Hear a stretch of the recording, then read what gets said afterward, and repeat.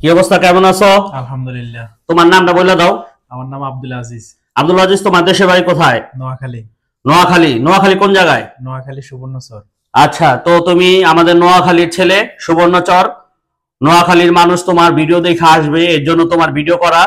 তো আল্লাহর রহমতে তুমি তো আসছিলে রোমানিয়ার জন্য, রাইট? জি। ওয়েল্ডিং এর কাজ শিখছো। জি। পরে পোল্যান্ডের পরীক্ষাতে পাশ করছো, পোল্যান্ডে যাওয়ার জন্য প্রায় 2-2.5 বছর তুমি শেষ করছো। তো একটা সময়, খুব খারাপ একটা সময় গেছে আমাদের, অপেক্ষার মুহূর্ত। হ্যাঁ, অপেক্ষার মুহূর্ত মৃত্যু চাইতেও ভয়ঙ্কর। অপেক্ষা জিনিসটা খুব খারাপ। তো অপেক্ষা করার পরে আমাদের আব্দুল আজিজ ভাবলো যে আসলে পোল্যান্ড না যায় যে কোনো একটা দেশে যাইতে হইব। তো আব্দুল আজিজ আসলো আমাদের কাছে এবং চিন্তা করলো যে সৌদি হোক, দুবাই হোক, কাতার হোক, যেহেতু ইউরোপ হইতেছে না, আমাদের ইউরোপের এম্বাসি গুলি সব ইন্ডিয়ায়।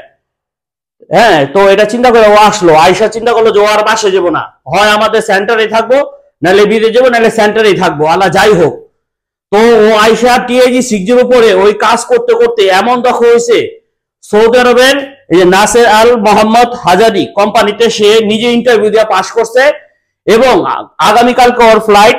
আজকে ওর একটা জব করাইছে। এই যে জবটা দেখেন, আপনারা দেখেন জবটা কত সুন্দর করে করছে। ওর নিজের হাতে জব খুব সুন্দর করে করছে। ও যে পরিশ্রমটা করছে, এই পরিশ্রমের কথা বললে বোঝানো যাবো না। তো ইউরোপের কথা বললে অনেক মানুষের এই স্বপ্ন নষ্ট হয়েছে, সময় নষ্ট হয়েছে। এটা একটা ভাগ্য, আমরা তো চেষ্টা করতে পারি। তো আব্দুল আজিজ, তুমি যে সর্বশেষ এই যে কালকে সৌদি আরবের উদ্দেশ্যে রওনা দিবা, ইউরোপের সম্পর্কে তোমার যে এই যে ইন্ডিয়ার ভিসা করা, অ্যাপয়েন্টমেন্ট নেওয়া, আমরা তো অনেক চেষ্টা করছি, চেষ্টা কোনো ত্রুটি রাখি নাই, তুমি নিজেও করছো।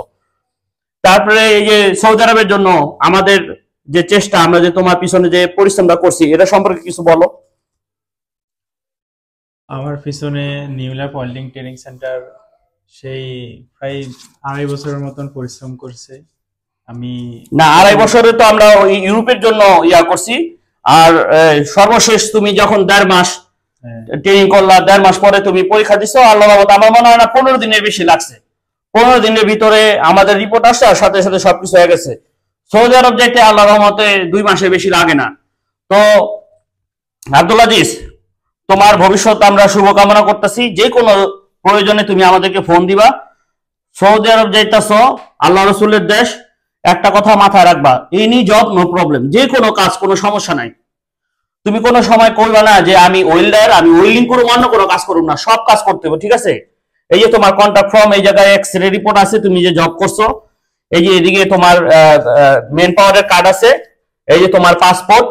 হ্যাঁ, এদিকে তোমার ইমিগ্রেশন ফর্মও পূরণ করে দেওয়া হয়েছে, সব কিছু এই জায়গায় আছে, A to Z, ঠিক আছে? এই যে ঠিক আছে Abdul Aziz, best of luck, ভালো থাকবো, ভালো থাকো। আব্দুল আজিজের জন্য দোয়া করবেন, ঠিক আছে? অপেক্ষা না করে ভালোভাবে ট্রেনিং করে যে কোনো দেশে আগে যান। ওই দেশে একটা লাইন করে অন্য দেশে যাওয়াই যাইব। হ্যাঁ, আচ্ছা, ঠিক আছে। আসসালামু আলাইকুম।